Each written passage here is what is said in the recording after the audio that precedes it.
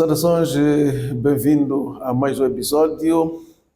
Passado, presente e futuro de Moçambique, 50 anos depois que o país proclamou a sua independência nacional. Esta é uma reflexão sempre presente e hoje contamos com o testemunho de Roberto Chitsonzo, músico, político, escusado dizer que é um cidadão moçambicano. Bem-vindo, Roberto Chitsonzo, para estes 2 dedos de conversa. Muito obrigado. Esquecesse de dizer que a minha profissão, na verdade, é de professor. Fui formado como professor e é uma alegria estar aqui. Muito obrigado pelo convite. Os meus cumprimentos a todos os nossos telespectadores e dizer que, bom, somos aqueles meninos que éramos crianças na altura da independência, 50 anos depois. É uma estrada muito longa, com muitos solavancos, com muitas subidas e descidas. Tinha quantos anos a 25 de junho de 1975? Eu, a 25 de junho, portanto, estava há alguns meses de completar 14 anos. Tinha 13 anos. Já não era tão criança assim. Sim.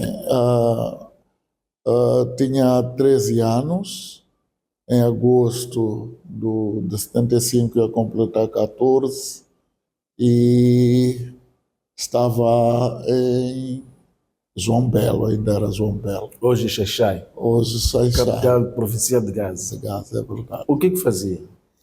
Eu era estudante,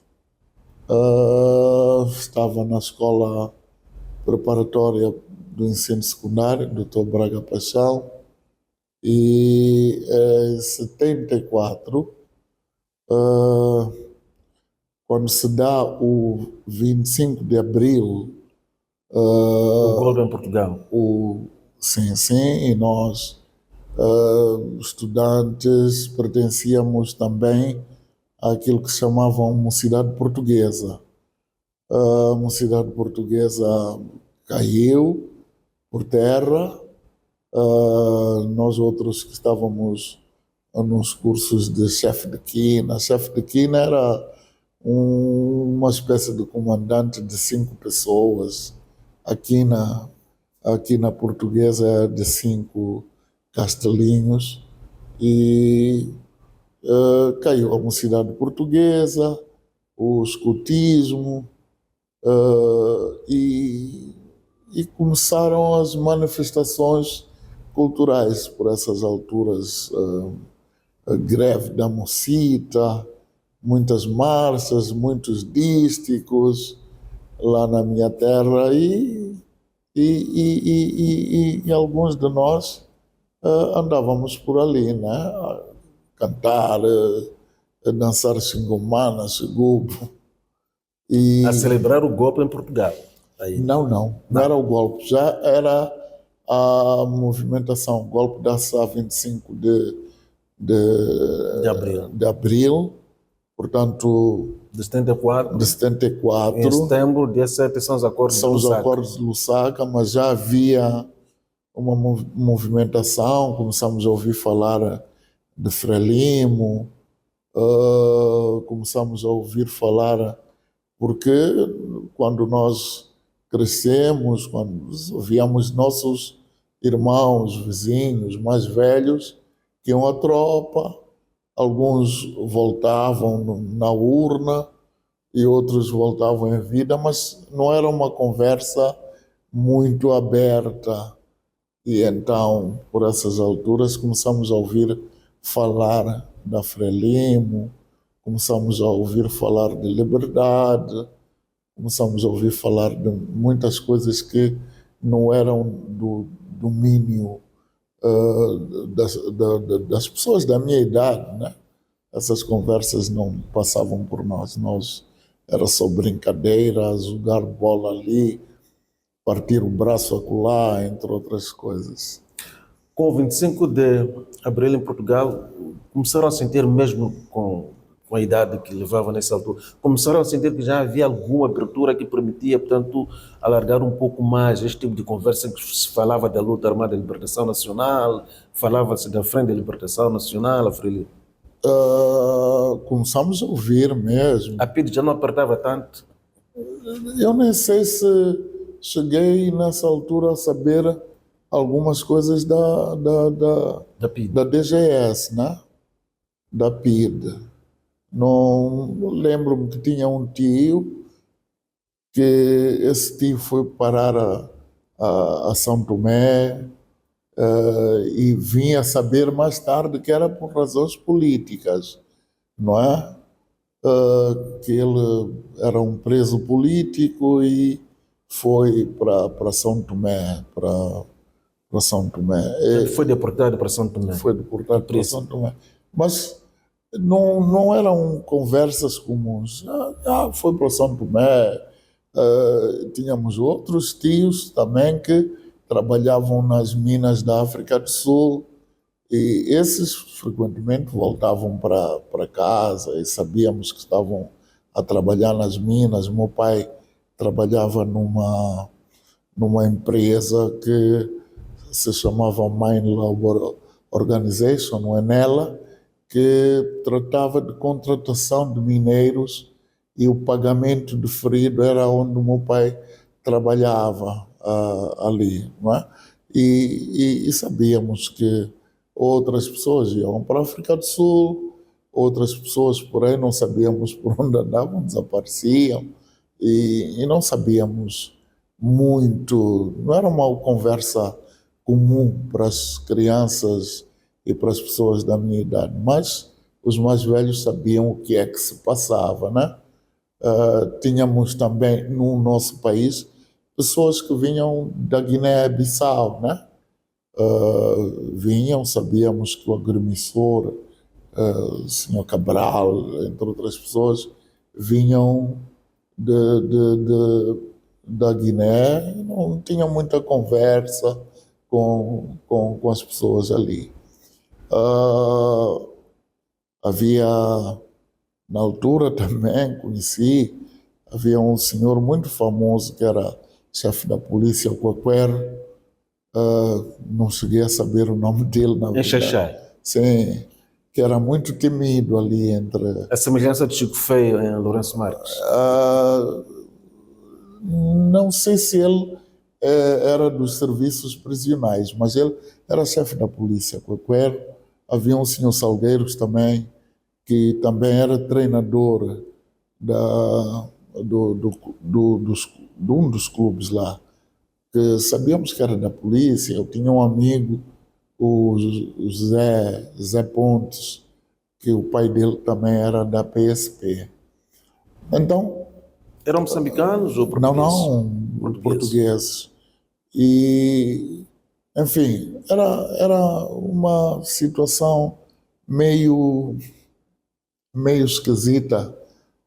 Agora, com a idade que tenho, já começo a perceber que, aquilo ali não era para menos, né? Apesar de que eu estudava numa escola, percebia, eu tinha um atestado de pobreza, recebia o lanche lá na escola, mas também percebia que éramos poucos pretos que andávamos ali na escola Mozinho de Albuquerque, né? Éramos poucos, a maior parte dos nossos colegas eram mistos, e brancos de raça branca. Nós negros éramos poucos, mas com o tempo, depois da independência, acho que aquilo começou a abrir o ensino para muitos sítios. O tio deportado para São Tomé e Príncipe chegou a regressar para Moçambique depois da independência? Regressou com esposa. Depois da independência? Sim, com filhos. Não o tio Antônio não, como cantor Samamana. Não. Esse era o Manuel Lisboa Bila. Enfim. Depois da independência, fica mais quanto tempo em Xaxai? Antes de passar para Maputo? Não sei se passa para Maputo ou passa ainda para Lourenço Marques. Vim já em 79 para Maputo, para o curso de professores de educação física. Mas era o período em que estava a acontecer a criação do Instituto de Educação Física, mas também existia a Escola de Educação Física de Climane. E eu tive a feliz sorte de ir para Zambésia, para essa escola, porque todos os anos as escolas as escolas de formação tinham que trazer novos quadros para ocupar os lugares nas nossas escolas. E eu fui para Zambésia em 79, portanto não fiquei aqui em Maputo, fui para Zambésia. Quanto tempo fica na Zambésia? Os cursos eram muito rápidos na altura, eram mais ou menos de 9 meses, e depois tínhamos as reciclagens para nos aperfeiçoarmos um pouco mais. Portanto, no conjunto, 79, 80 e 81. Ainda voltei mais algumas vezes para Climane e para fazer essas reciclagens de poucos meses, etc. Já tinha, portanto, a paixão pela música, já andava aí a perseguir violinhas aqui, violinha ali. Nós tínhamos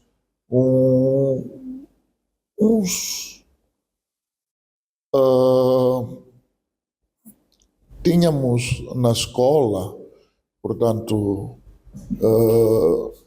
tínhamos esses grupinhos que não chegávamos a tocar, era lata aqui, lata acolá, e tocávamos ali no meu bairro com os meus amigos.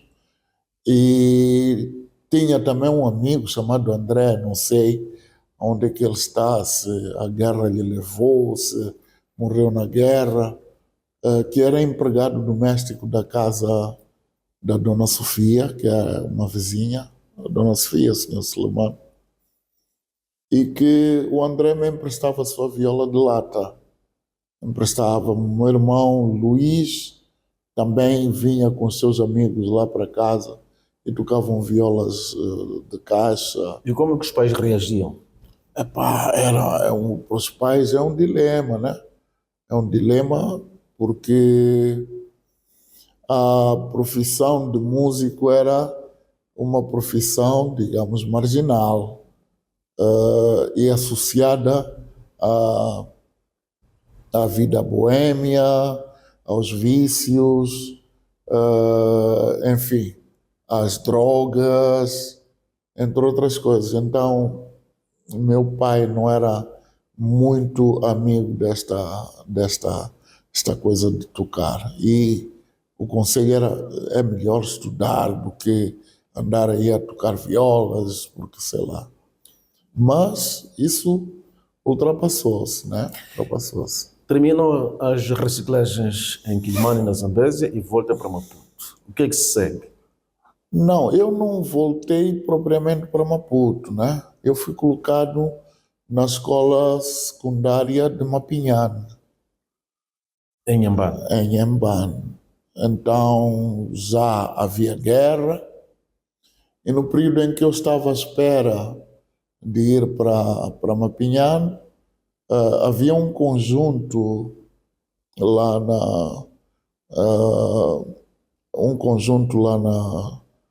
na cidade que era constituído por professores e alunos.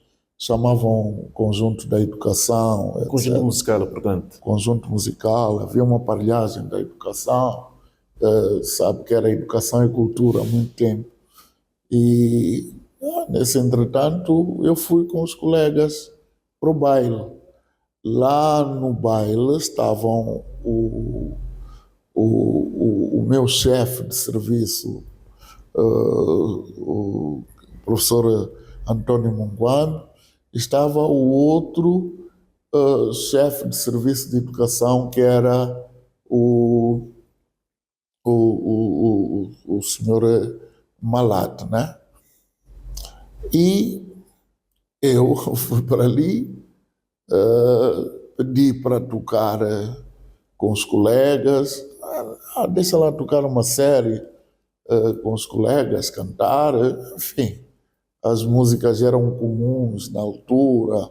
Se não era Carlos Santana, era Roberto Carlos. Se não era Roberto Carlos, eram esses os nossos repertórios e alguma parte sul-africana, entre outras coisas, um pouco de música de Rui Mingas, Bonga, entre outras.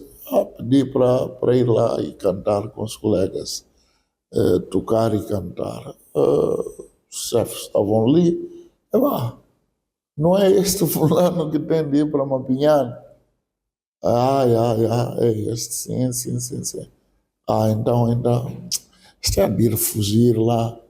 É melhor colocarmos este aqui na Emília da UC, porque com esses hábitos de violas, guitarras, hábitos de cidades grandes, Mapinhana é isso aí, há de chegar lá e há de zarpar, há de fugir. Então, é melhor que ele fique aqui. Na cidade de Inhambane? Fiquei na escola Emília da UC. Quanto tempo é que fica em Inhambane? Eu fiquei de 80, portanto, 80, e até 84. Teve alguns episódios da Guerra dos 16 anos que o marcaram? Diga? Teve alguns episódios da Guerra dos 16 anos que o marcaram de forma particular? Sim. Tivemos muitos episódios. Tínhamos amigos que eram das forças armadas, das forças populares de libertação de Moçambique. Tínhamos alguns que também eram dos serviços de segurança, da polícia, e sempre que houvesse alguma chatice por aí, ataques, entre outras coisas, nós tínhamos conhecimento que havia um ataque em Malaíça, ou na Macinga, ou em outro sítio qualquer da província, Mabote, porque os amigos desapareciam para ir trabalhar, que era defender. Então, tudo aquilo que era polícia, segurança e forças armadas eram todos mobilizados para ir para o campo de batalha. E tivemos episódios não muito agradáveis. Sempre que tivéssemos em Inhambane, por exemplo, tinha o porto de Inhambane, né? E era por lá que vinham os produtos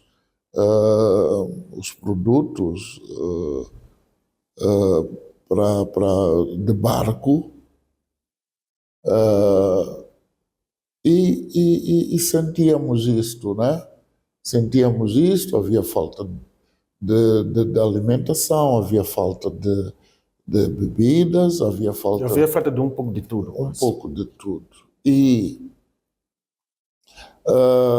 eu, no período em que vivia em Inhambane, depois fui viver perto, na zona de Moelé, que era perto do armazém provincial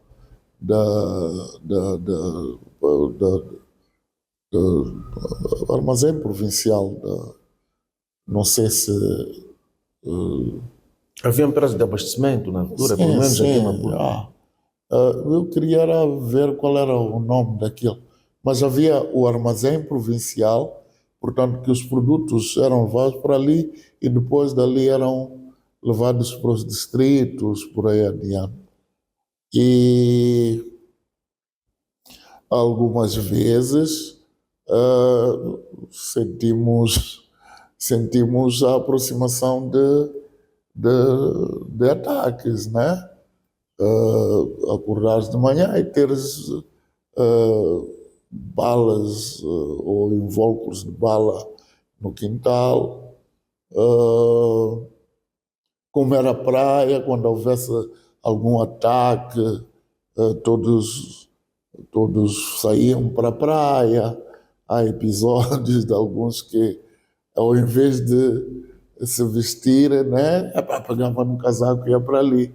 De manhã, a pessoa estava sem a roupa de vida, né?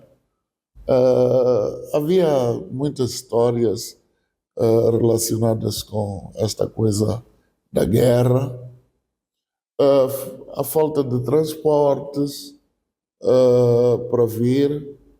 Viajávamos às vezes em caminhões. Eu já viajei em cima de um caminhão cavalo lá em cima. De Inhambane para Maputo. De Maputo para Inhambane, por exemplo. E lá em cima, né, há sempre um militar por ali adiante. E calhou-me uma vez dessas que viajei ao lado de um militar que tinha uma arma que era uma peça, né? E a conversa dele ontem, quando passamos por aqui, tivemos que parar ali. Ouça, quando houver algum ataque, a ficar atento, não te mexas de qualquer maneira. Has de ver para que lado eu vou descer. Salta para ali, etc, etc. Então, tínhamos esse tipo de conversas entre nós. Enfim. E como é que se passa de professor para deputado? Eu passei para deputado. Foi conquistado? Não, quer dizer, eu posso dizer que, apesar de que eu não tenho o cartão da OJM de 64, nós fervorosamente éramos membros simpatizantes, era assim que se dizia. Mesmo sem ter cartão, nós éramos membros da OJM, éramos membros da Frelimo, simpatizantes, etc. E quando se dá, digamos, o acordo de paz em 92, eu passei para as fileiras do partido, né? Fui lá para o JM e, enfim, fui eleito, não fui conquistado como tal. Fui eleito para a nova Assembleia. Multipartidária. Sim, multipartidária. Portanto, a primeira legislatura multipartidária. Sim, sim. Fez quantos mandatos? Eu fiz 4 mandatos. Fiquei 20 anos a trabalhar na Assembleia da República. Na Assembleia da República, ou antes, eu participei da trilha sonora para a educação cívica, que se chamou essa telenovela, chamava-se Não é Preciso Empurrar. E criamos as músicas, houve participação de atores, tivemos a vinda de uma brasileira, Maite Proença, que ela participou dessa novela. Filimon Meigos, entre outros atores que participaram dessa, João Manja, enfim, participamos disto, escritores Mia Couto, que escrevia os textos, nós musicamos e fazíamos música disso e saíram de lá, portanto, 6 composições que eu ainda continuo a cantar, dado que apelavam à unidade nacional, apelavam, digamos, à igualdade entre a igualdade de género, né? Entre outros temas que ainda estão muito atualizados. São temas que merecem, digamos, a apreciação de todos nós. Unidade nacional é uma coisa que muitas vezes nós não ligamos, mas que o nosso país, por razões não só históricas, o nosso país tem esta característica. Eu nasci na província de Gaza, caso-me com alguém de uma outra província, o filho meu que nasce dali já não é xangana, já não é da tribo da mãe, essa pessoa é simplesmente moçambicana.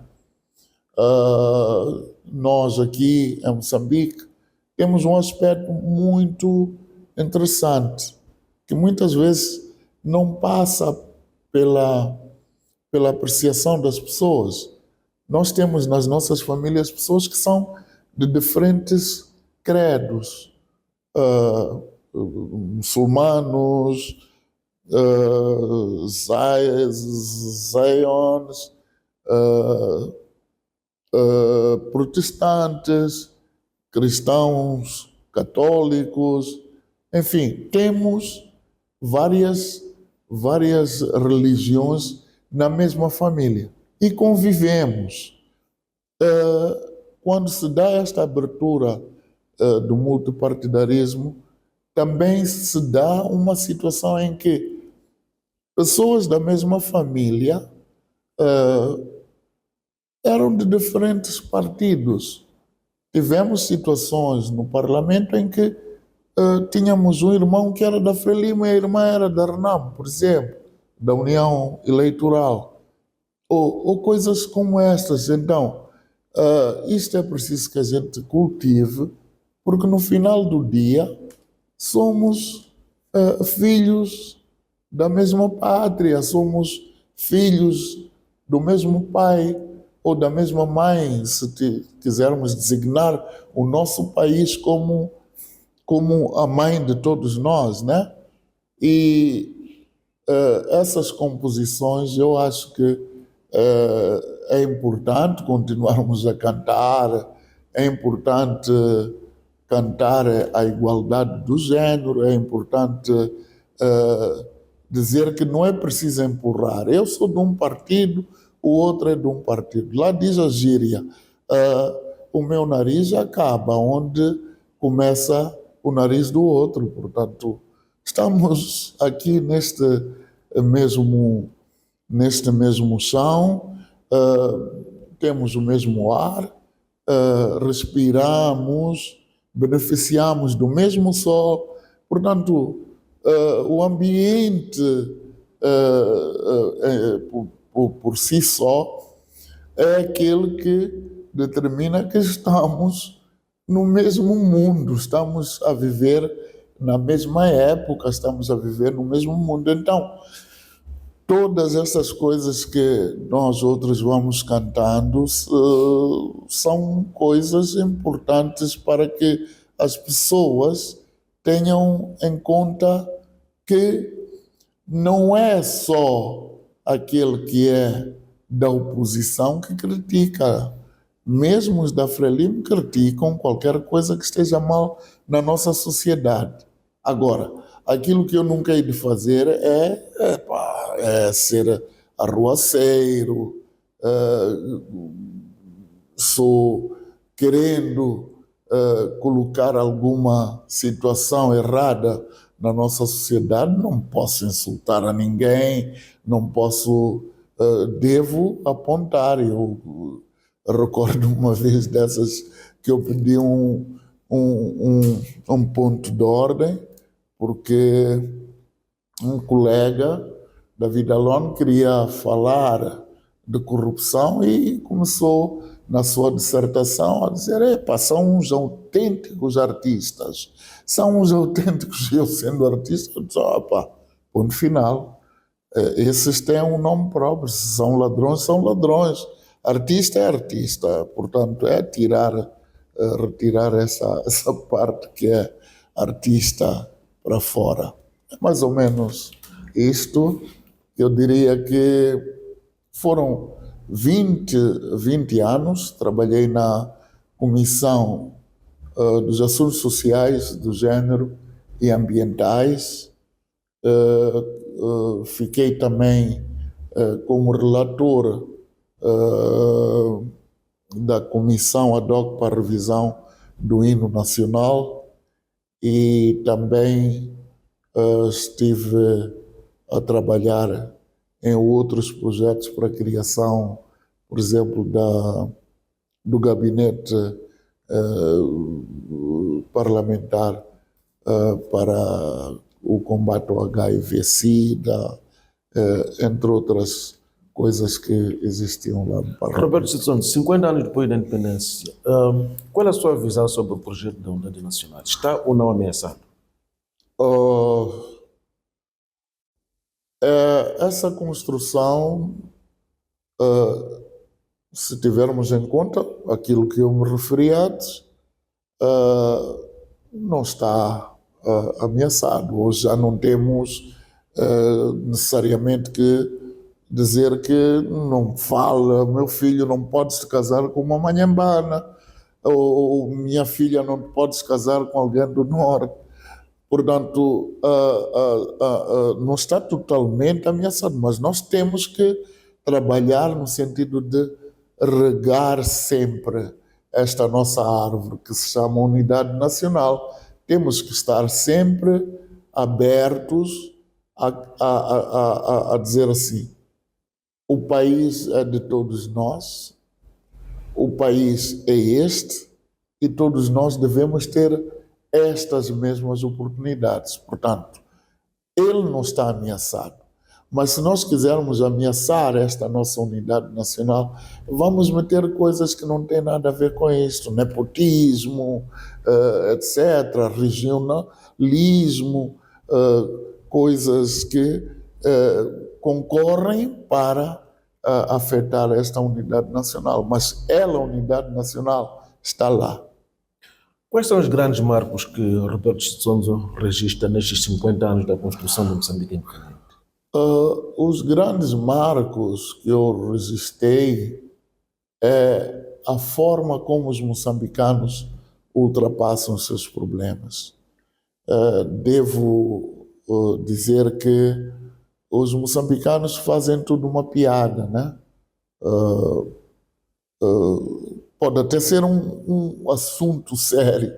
O moçambicano sorri, faz aquilo que os meninos chamam, faz um meme e ultrapassamos esta situação. É uma situação que acredito que os moçambicanos conseguem ser diferentes de outras nações, no sentido de que estamos a caminhar, estamos a levar o nosso caminho, embora muitos não percebam que o caminho que nós estamos a levar é fruto daquilo que são as nossas... o nosso crescimento depende de todos nós, não depende de algum grupo ou de alguma formação política ou de alguma religião. Nós estamos a crescer desta forma e sinto que nós temos que nos unir um pouco mais e ter verdadeiramente a compreensão dos outros. Aproveito agora mesmo para dizer que peço perdão, porque muitas vezes aqui na estrada eu meto-me em frente de outras pessoas quando o código de estrada me diz que eu não posso fazer isso. Eu furo. Peço também desculpa, porque não sempre me comporto como tal. Já estive, por exemplo, envolvido em violência doméstica. Isso aqui não é uma coisa que... Mas, ao viver uma situação dessas, eu digo, vou me redimir disto para ultrapassar isso. O que será dos meus filhos amanhã, dos meus netos amanhã, se eu não me redimir desta violência doméstica? Estou a falar de violência doméstica Mas o país, hoje em dia, está a viver violência armada. Estamos a viver porque outra pessoa entende que deve me tirar algum dinheiro, algum bem, roubando, etc. E nós não olhamos para aqui à nossa volta, para aqui para o nosso quintal, como se fôssemos uma árvore que só consegue varrer lá longe e aqui dentro não consegue varrer. E daí nós começamos a dizer, opá, este digamos, fruto do erro daquele. Mas se nós todos assumirmos que o erro é de todos nós, podemos ultrapassar muito facilmente essa situação das nossas diferenças. Aquilo que me marca também na nossa sociedade é que, embora estejamos a vir de uma situação em que o machismo era, digamos, aquilo que nos governava até demais, hoje estamos a dizer que as mulheres tomaram a dianteira em muitos aspectos na nossa sociedade. As mulheres estão a provar que elas, de facto, são mães. E estão a provar que, quando se dá a oportunidade a uma mãe de gerir alguma coisa, ela consegue gerir e gerir muito bem. Portanto, eu venho de uma sociedade em que só homens é que iam à África do Sul. À África do Sul, para as minas. E hoje vejo muitas mulheres que vão à África do Sul e vão à China, vão para o Brasil, vão para os grandes comércios para trazer alguma coisa de benefício para a nossa sociedade. Portanto, é impensável pensar que, quando era criança, uma mulher podia fazer esse tipo de negócios. Era impensável também pensar que, nessas alturas, uma mulher poderia ser chefe de família.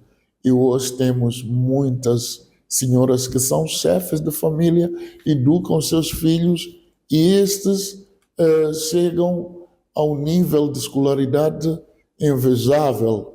E isso aí é um marco para mim que me deixa... Minha mãe era analfabeta e hoje vejo que mulheres já não são tão analfabetas assim, já não são tão retraídas pelo sistema como eram aí há uns anos atrás. Outro aspecto que eu sinto que nós criamos um sistema de educação nacional. Esse sistema de educação nacional que nós criamos deu abertura para que mais crianças pudessem ingressar à escola. É natural que, quando massificamos alguma coisa, nós tínhamos que ter este déficit de qualidade. E então, para ultrapassar tudo isto, não é com falácia, é continuarmos, porque todos somos poucos para desenvolver o país, somos muito poucos e que devemos continuar a trilhar este caminho de massificar ainda mais a educação, criando condições para que essa mesma educação seja, digamos, uma educação de qualidade.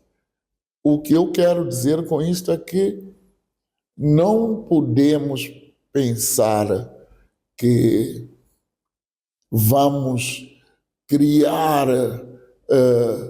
universidades numa garagem ou numa flat, pensar que vamos criar um instituto, enfim, aí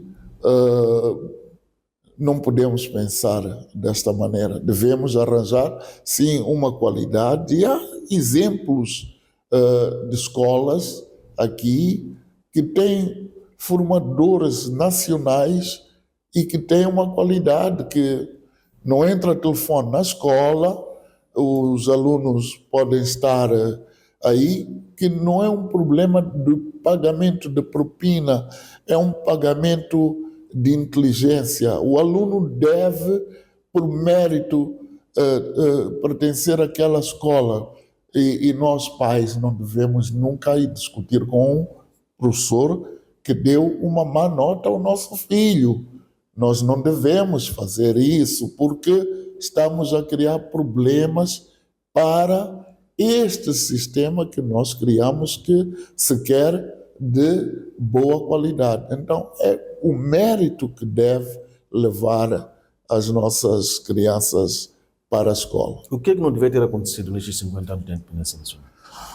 O que não devia ter acontecido é a guerra que está a levar-nos a muitos pontos, a muitos passos para trás, né? Esta guerra, ou essa guerra, não é porque sabemos que no final há de ser a conversa, perdemos pessoas, perdemos bens, e o desenvolvimento do país fica comprometido. A guerra jamais, e aonde vou e por onde passo, eu digo que a guerra, não só no meu país, como em todo o mundo, a guerra não pode existir. A guerra não é nada. A guerra não é nada que possa ser apadrinhado, seja lá por quem for, numa de que estamos... é verdade que devemos defender as nossas fronteiras, devemos defender a nossa pátria, mas algumas dessas guerras são alimentadas por outros países que estão bem e que acham que podem apoiar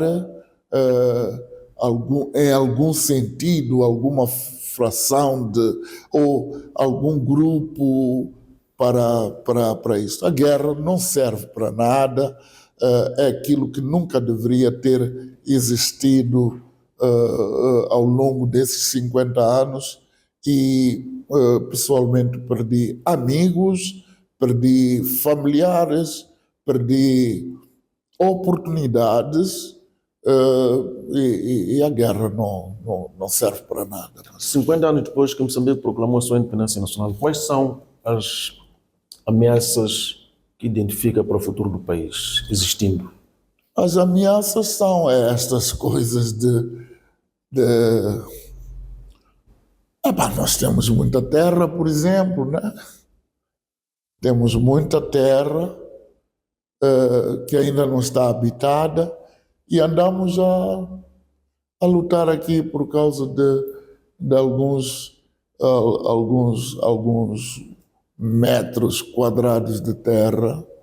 Andamos a lutar por causa disso. Mas o país é grande, e não posso saber qual é a percentagem de terra produtiva que não está a fazer, não está a ser devidamente aproveitada. E andamos a lutar, andamos aqui a fazer, bairros com pensamentos do antigamente, né? É um Spamanine, ou um Xamanculo, mas que está virado em ser construído em bloco e cimento, mas que o pensamento dessa urbanização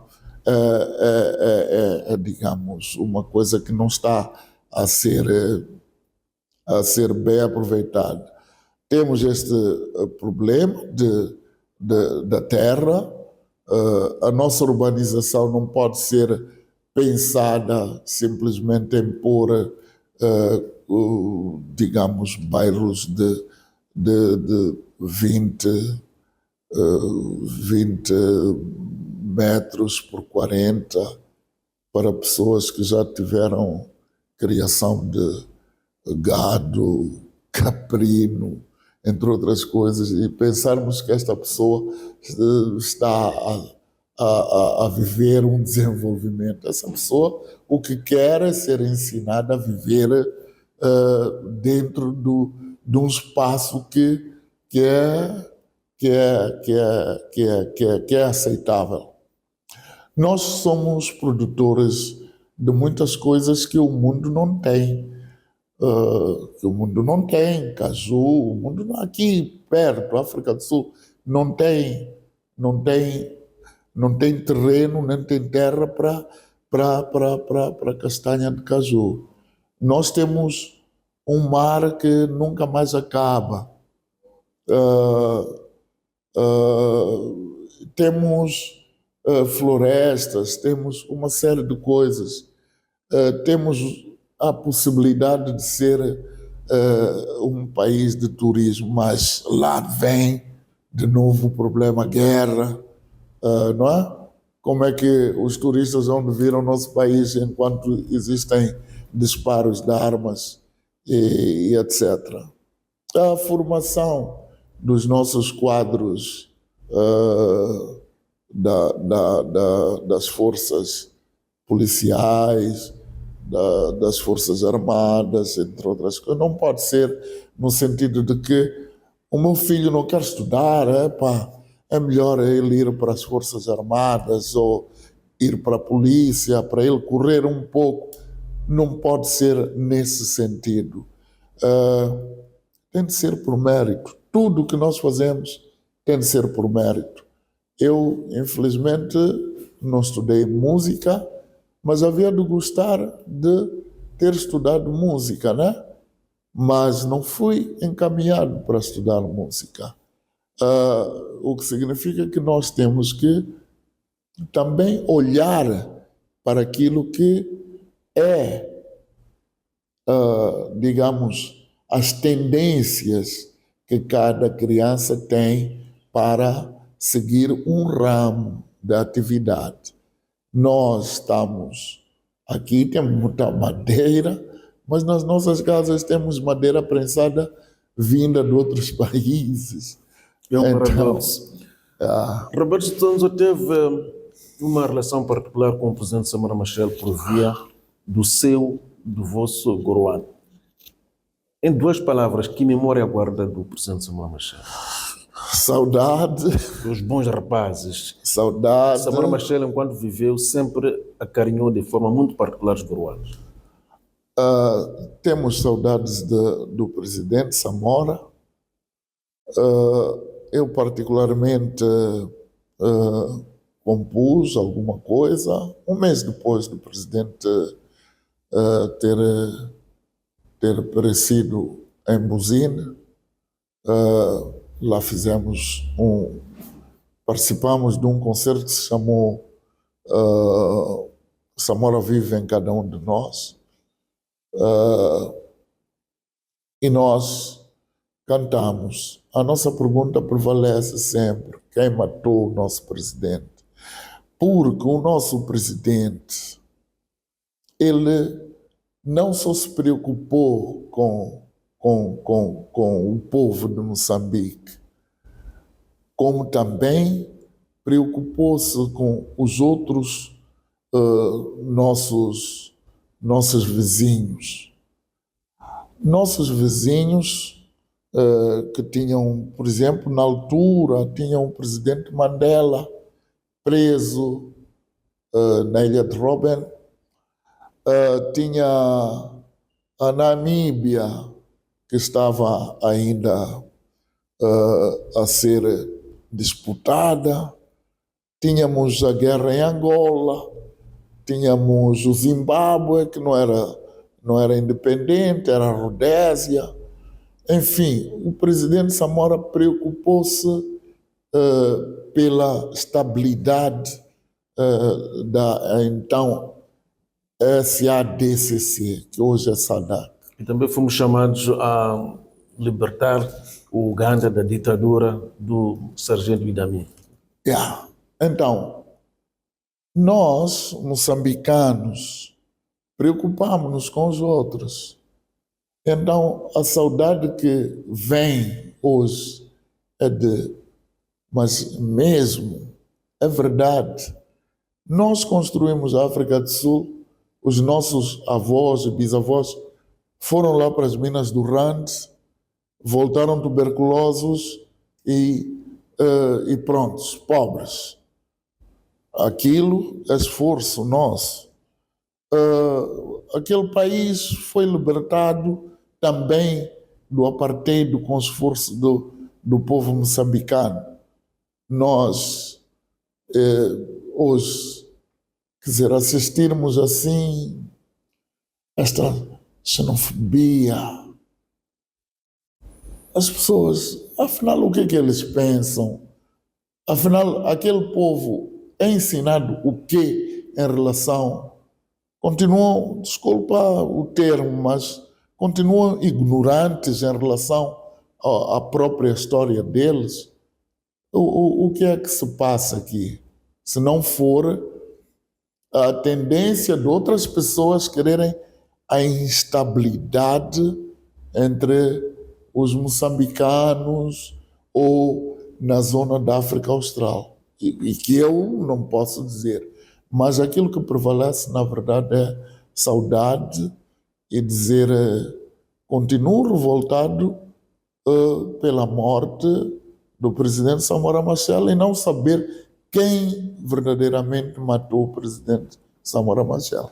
Muito obrigado, Roberto Santos, pela sua disponibilidade para nos ajudar a pensar no presente, tanto no passado, presente e futuro de Moçambique. Fazemos esta reflexão à luz das celebrações dos 50 anos depois que o país proclamou a sua independência nacional. Roberto Chitsonzo, músico, político ou professor em primeiro plano, foi o nosso convidado para este 2 dias de conversa, em que refletimos sobre o passado, o presente e o futuro de Moçambique, 50 anos depois que proclamou a sua independência nacional. O país proclamou a independência, corria o ano de 1975, mais concretamente a 25 de julho. Despedimos-nos com a promessa de voltar proximamente com mais uma proposta. Obrigado pela preferência, continue ligado a nós e fique bem.